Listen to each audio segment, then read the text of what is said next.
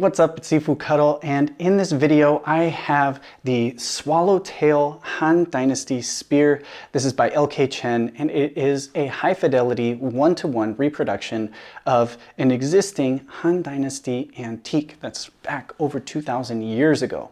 Now it gets the name swallowtail spear because of the shape of the socket it creates. They have like a swallowtail shape right here, and it's more of a modern term in reference to the spearheads. Back then it just would have been called a spearhead. Now I'm excited. I want to test this out on a couple of different tests. We're going to be doing a plunge test, a pierce test, and an accuracy or a consistency test. So let's go get to work.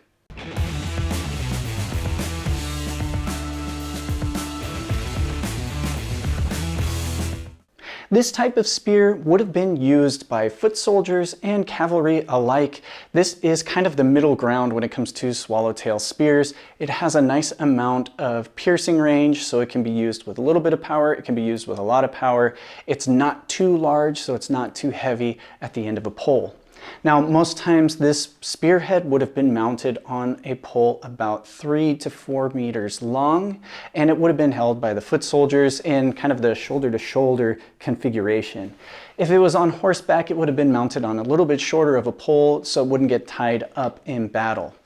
Now, the type of wood that was used at that time was either a hardwood like chestnut or sandalwood, or it was a composite bamboo. So bamboo strips were broken, or bamboo stalks were broken apart into small strips, wrapped around a softer wood, and then a cord was wrapped around on top of that, and then lacquer was placed on top of that for a very strong and durable pole. Now, I don't have that. I actually mounted this spearhead on a 2-meter pole, and it is on a beechwood. So it has some flexibility, which is nice, and this is at a length that is still usable in some of the forms that I practice and train in with spinning techniques and the like. So let's put this to the test. The first test is the plunge test, and basically we're going to use the weight of the spear and the pole and gravity to do all of the work to drop into the target. And I'm going to be holding it at about 20 centimeters above the target as best as I can, which gives us a little bit of control. And then we're just going to see how deep this goes into the target.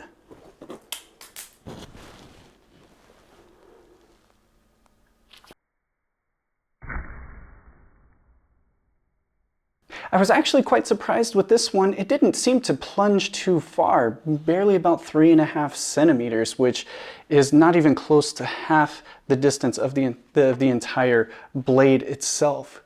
So with a plunge test, that shows just how much it is going to be under its own weight. But now let's take a look and see how well it can pierce with human power behind it.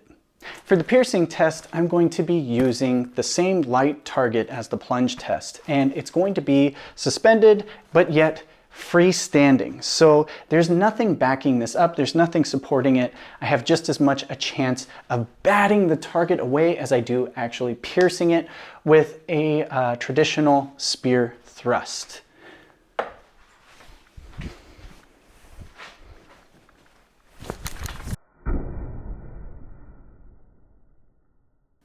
All right, so good pierce on this one. Again, this is a freestanding target. There's nothing going to hold it there.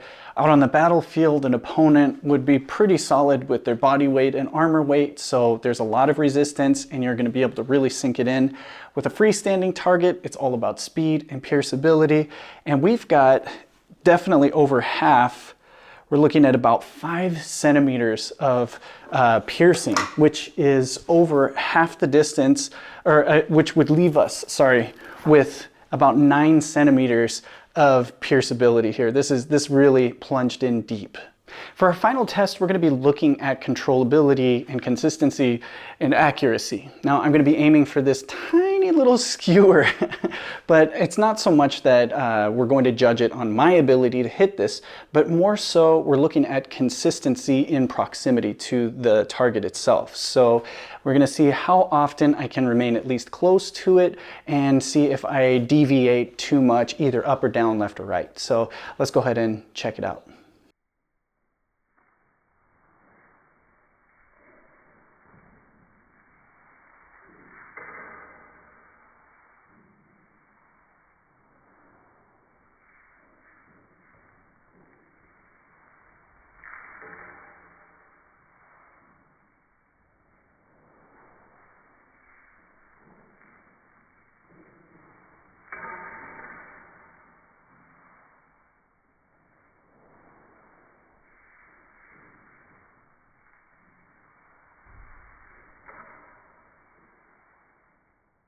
So all in all, I would say this is actually quite accurate. The only thing that I found that was causing any issues with that little skewer of a target was once I finished the thrust, because I use a beechwood pole, which is a hardwood but still flexible, you can see that it kind of shakes the spearhead, and the weight of the spearhead kind of makes that even move a little bit more. And so I was batting the little skewer a little bit over. But I was chasing it down, and I was even able to strike it, which is actually surprising to me. I didn't realize that until I went back and looked at the footage. So I think this is overall a very accurate spear, a great spearhead for that middle ground. You don't have something that's so big and so heavy that it's going to affect the accuracy and the weight of this, but you also are able to plunge this in. I mean, on that freestanding target, this went in for more than half of the spearhead. So if you have something that's a lot more stationary, you're probably going to plunge in the entire distance. So really great spearhead. Again, this is Han Dynasty technology from over 2,000 years ago, and an excellent design, and I think you're just all around a very good spearhead. So I hope you guys enjoyed this video, and I'll see you in the next.